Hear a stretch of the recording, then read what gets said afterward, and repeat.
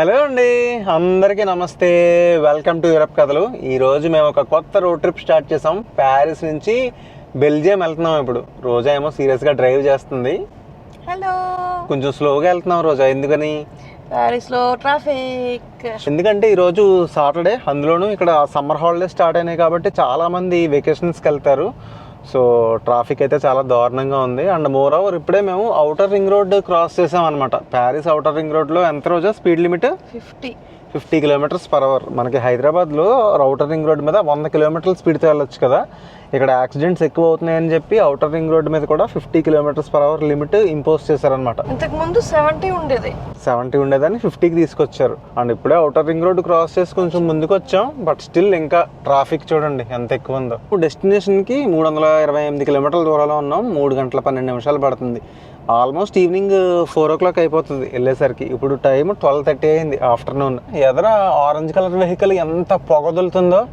ఇలాంటి సీన్ చూడడం very rare. ఇలాంటి వాళ్ళని పట్టుకుని గట్టిగా వేయాలి పెనాల్టీ. చూసారా, ఒక ఫ్లైట్ ల్యాండ్ అవుతుంది. మనం ఇప్పుడు ప్యారిస్ ఎయిర్పోర్ట్ పక్క నుంచే వెళ్తున్నాం అనమాట.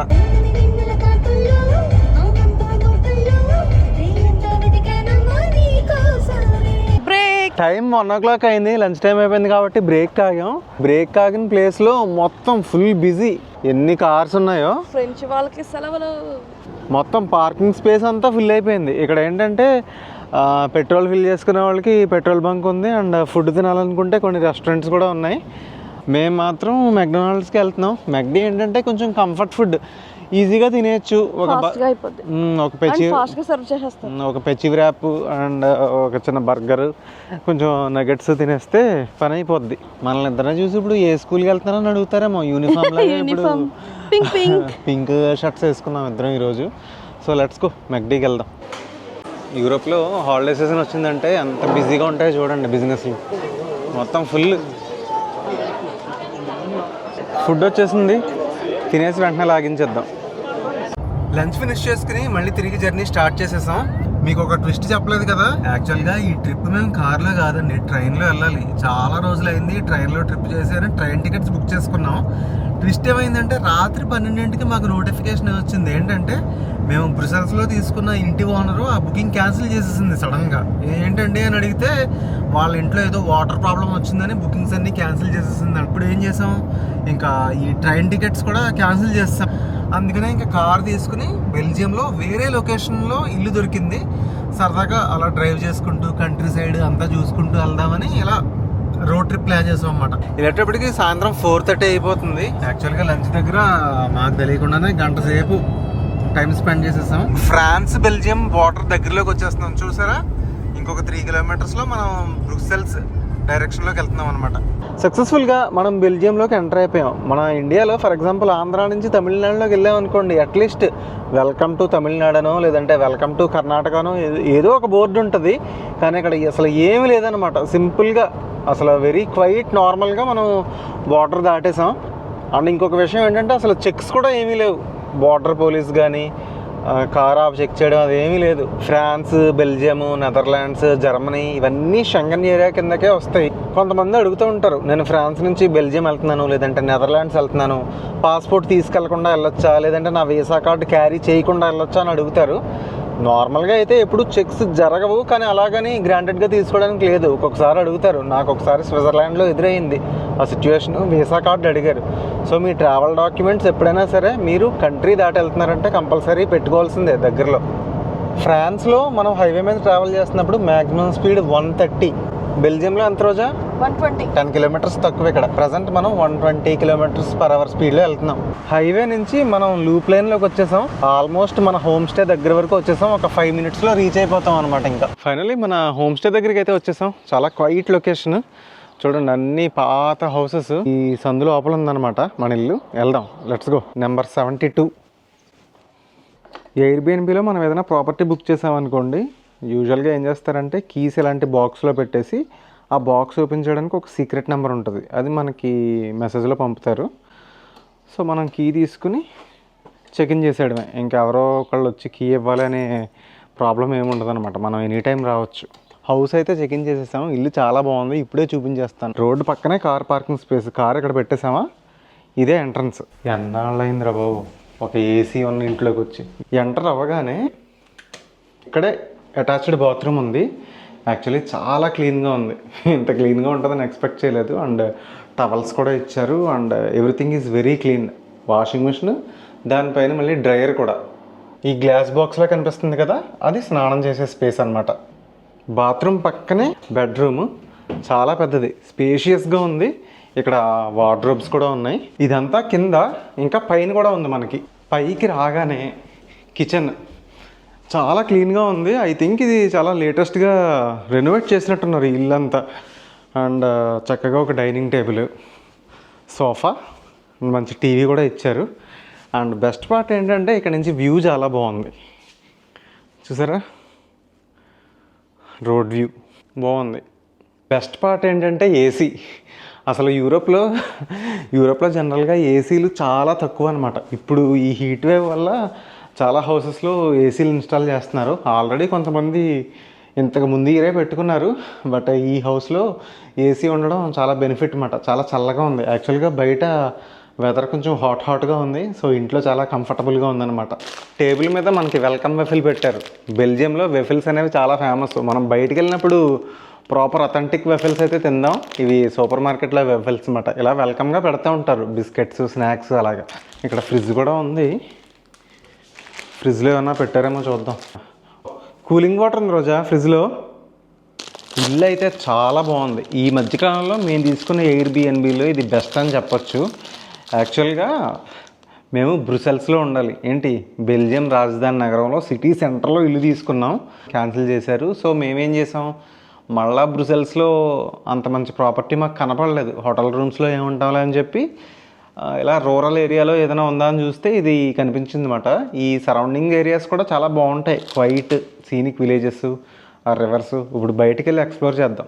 నేనైతే ఇప్పుడు వీళ్ళు ఇచ్చిన వెల్కమ్ వెఫిల్ తింటున్నాను. గుడ్, బాగుంది. ఇప్పుడు కాసేపు రెస్ట్ తీసుకుని, చాలాసేపు ట్రావెల్ చేసాం కదా, కొద్దిసేపు రెస్ట్ తీసుకుని బయటికి వెళ్ళి ఎక్స్ప్లోర్ చేద్దాం. ఎలాగ 10 వరకు మనకి డే లైట్ ఉంటుంది ఈరోజు. So no problem. కొద్దిసేపు రెస్ట్ తీసుకుని మళ్ళీ బయటకు వచ్చేసాం. టైం 7 అయింది, కానీ ఇంకా చూడండి ఎంత సన్లైట్ ఉందో. ఫుల్ బ్రైట్గా ఉంది. సో ఇప్పుడైతే మనం బయలుదేరిపోయి ఇక్కడ నుంచి ఒక 20 మినిట్స్ దూరంలో జినో అనే ప్లేస్ ఉంది, అక్కడికి వెళ్దాం. బ్యూటిఫుల్ ప్లేస్ అనమాట బెల్జియంలో.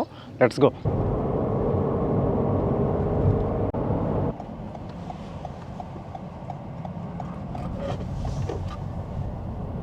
మన డెస్టినేషన్కి వచ్చేసామండి. కార్ పార్క్ చేసిన వెంటనే పెయిడా లేదంటే ఫ్రీగా చూసుకోవాలి. ఇప్పుడు ఆల్రెడీ టైం 7 దాటేసింది కాబట్టి ఫ్రీ. ఇక్కడ మార్నింగ్ 9 నుంచి సాయంత్రం 5 వరకు కార్ పార్క్ చేస్తే కనుక పే చేయాలన్నమాట. ఇంతకీ ఈ ఊరి పేరు మీకు కరెక్ట్గా అర్థమైందా? ఇంగ్లీష్లో చదివితే డినాంట్ అని చదువుతారనమాట, ఫ్రెంచ్లో అయితే జినో, అంతే. సో ఈ ఊరు ఎందుకు చూడాలి, ఏంటి స్పెషల్ అనేది కొంచెం ముందుకెళ్ళాక మీకు చూపిస్తాను. ఇది ఈ ఊరు రైల్వే స్టేషన్. అసలు బయట నుంచి చూడడానికి అయితే అసలు ఏం బాగాలేదు, పాత పడిపోయినట్టుగా ఉంది. ఇంట్లో వాషింగ్ మిషన్ లేదని అసలు బెంగపడక్కర్లేదు. ఇలాంటి వాషింగ్ యూనిట్స్ ఉంటాయి. మన బట్టలన్నీ తెచ్చుకుని చక్కగా ఇక్కడ ఉతుక్కుని ఆరబెట్టుకుని వెళ్ళిపోవచ్చు అనమాట. యూరోప్లో క్వైట్ కామన్ ఇది. ఈ ఊరికి ఏదైనా ఇంపార్టెంట్ స్పాట్ ఉందంటే అది ఇదే. ఎందుకంటే ఇదిగోండి ఈ రివరు, దాని పక్కన చక్కటి రోడ్డు, అండ్ అటు చూసారా వ్యూ ఎంత బ్యూటిఫుల్గా ఉందో. అక్కడ ఒక చర్చ్ వెనకాల కొండ చూడండి, అదొక లైమ్ స్టోన్ కొండ, ఏదో చెక్కినట్టు ఫ్లాట్గా భలే ఉంది. అండ్ ఇదిగో ఇక్కడ కనిపిస్తుంది చూసారా బ్రిడ్జ్. ఈ బ్రిడ్జ్ కూడా చాలా చాలా ఫేమస్ బ్రిడ్జ్ అనమాట ఈ ఊరికి. సాయంత్రం అయితే జనాలు చక్కగా అక్కడికి వచ్చి ఫోటోలు తీసుకోవడానికి, చిల్ అవ్వడానికి చాలా బాగుంటుంది. అండ్ ఆ గట్టు మీద అంతా రెస్టారెంట్స్. ఇంట్రెస్ట్ ఉంటే ఈ రివర్లో చక్కగా బోటింగ్ కూడా వెళ్ళొచ్చు సాయంత్రప్పుడు. అలా బ్రిడ్జ్ నుంచి నడుచుకుంటూ మనం ఆ చర్చ్ దగ్గరికి వెళ్ళొచ్చు అండ్ సిటీ అంతా ఎక్స్ప్లోర్ చేయొచ్చు. ఇక్కడ చూసారా ఈ మ్యూజికల్ ఇన్స్ట్రుమెంట్ పేరు ఐడియా ఉంది కదా మీకు, సాక్సోఫోన్ అంటారు. ఇక్కడ ఈ సాక్సోఫోన్ బొమ్మలు చాలా ఉన్నాయి. మొత్తం బ్రిడ్జ్ మీద వెళ్తుంటే 1 2 3 4 5 మొత్తం చూసారా, అవన్నీ సాక్సోఫోన్ బొమ్మలే పెట్టారు. ఎందుకంటే ఈ సాక్సోఫోన్ ఇన్స్ట్రుమెంట్ కనిపెట్టిన అడాల్ఫ్ సాక్స్, అతను పుట్టిన ఊరంటిది. అతనికి గుర్తుగా మొత్తం ఈ ఊరి నిండా కూడా ఈ సాక్సోఫోన్ బొమ్మలు ఎక్కువగా కనిపిస్తాయి అన్నమాట. బ్రిడ్జ్ పై నుంచి చూస్తే మాత్రం వ్యూ భలే ఉంది, చాలా ప్లెజెంట్గా ఉంది. ఈ చర్చ్ చూడండి, మనం యూరోప్లో చాలా చర్చెస్ చూసాం కానీ దీని ఆర్కిటెక్చర్ చాలా చాలా డిఫరెంట్గా ఉంది. ఇక్కడ చూసారా ఒక చిన్న ఉల్లిపాయ షేప్లో ఒకటి వచ్చింది కదా, ఆ షేప్ రావడం వల్ల దీనికి ఒక సపరేట్ ఐడెంటిటీ ఉందన్నమాట ఈ చర్చ్కి. నార్మల్గా ఇంకెక్కడ ఇలాంటి ఆర్కిటెక్చర్ లేదంట ఈ యూరోప్లో. ఇవి లైసెన్స్ లేకపోయినా కూడా నడపొచ్చు అంట.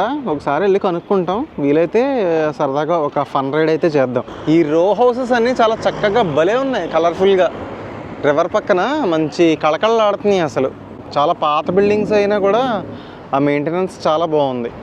ఇక్కడ ఓల్డ్ ఏజ్ పీపుల్కి చాలా మోటివేషన్ ఉంటుందండి. చూడండి వాళ్ళు ఎలా వెళ్తున్నారు. కఫే లెఫ్ అని కనిపిస్తుంది కదా, దానికి ఒక స్పెషాలిటీ ఉందండి. యాక్చువల్గా మనకి కింగ్ ఫిషర్ బీర్ ఎంత ఫేమస్, చాలామందికి కింగ్ ఫిషర్ బీర్ ఇష్టం.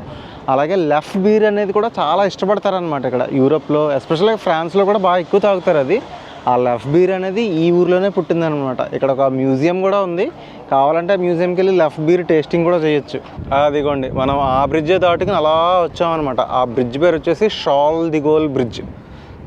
ఇంగ్లీష్లో చెప్పాలంటే చార్లెస్ ది గోల్. బోటు చూసాం, బోటు నచ్చింది, బోట్ రైడ్ చేద్దాం అనుకున్నాం. అక్కడికి వెళ్ళాం, గంటకి 65 యూరోలు అన్నాడు, అంటే 6500 రూపాయలు. ఇన్స్టెంట్గా వద్దనుకున్నాం. గంటకి 6500 ఏంటండి, డబ్బులా ఇంకేమైనా అయ్యి. సరే ఎవరైనా షేరింగ్ వస్తారేమో అని కొంచెంసేపు వెయిట్ చేసాం, ఎవరు రాలేదు. ఇంకా అలా నడుస్తున్నాం అనమాట కాలాగొట్ట మీద. చూడండి, కెనాల్ సైడ్ మొత్తం రెస్టారెంట్సే. చక్కగా ఇంకా రాత్రి 10, 11, 12 వరకు ఇక్కడ బీర్ తాగుతూ ఫుడ్ తింటూ చిల్ అవుతారు జనాలు. సన్సెట్ టైంలో సరదాగా ఈ రివర్ గట్టును కూర్చుంటే ఎంత బ్యూటిఫుల్గా ఉందో చూడండి. స్ప్రైట్ తాగుతూ చిల్ అవుతున్నాం ఈ వ్యూలో. కొండ అండ్ ఆ రో హౌసెస్, కలర్ఫుల్ రో హౌసెస్ అండ్ ఆ చర్చ్ భలే క్లీన్గా, భలే పీస్ఫుల్గా ఉంది. చెప్పడం మర్చిపోయానండి, ఈ రివర్ పేరు మ్యూస్ అనమాట. మ్యూస్ రివర్ అంటున్నారు. అండ్ ఆ కొండ ఉంది చూసారా, ఆ పైన ఒక కోట ఉంది, అది సిటాడెల్ అనమాట. కావాలంటే ఆ పైకి వెళ్ళొచ్చు, కాకపోతే మనకి ఇప్పుడు అంత టైం లేదు కాబట్టి వెళ్ళట్లేదు. పీస్ఫుల్గా ఆ కాలువ దగ్గర కూర్చొని స్ప్రైట్ తాగాం, ఒక చిన్న మీల్ తినేసి ఇంటికి వెళ్ళిపోతాం. ఫుట్బాల్ మ్యాచ్ ఉంది ఈవేళ, నార్వే వర్సెస్ ఇంగ్లాండ్. చూసేసి మళ్ళీ రేపు పొద్దున్న బ్రుసెల్స్ పర్యటనకి బయలుదేరదాం. మొత్తానికి అయితే బెల్జియంలో ఒక క్యూట్ ఊరిని కవర్ చేసేసాం ఈరోజు. ఇంకా బెల్జియం వీడియోస్ వస్తాయి. See you in the next vlog. Bye bye. Bye bye.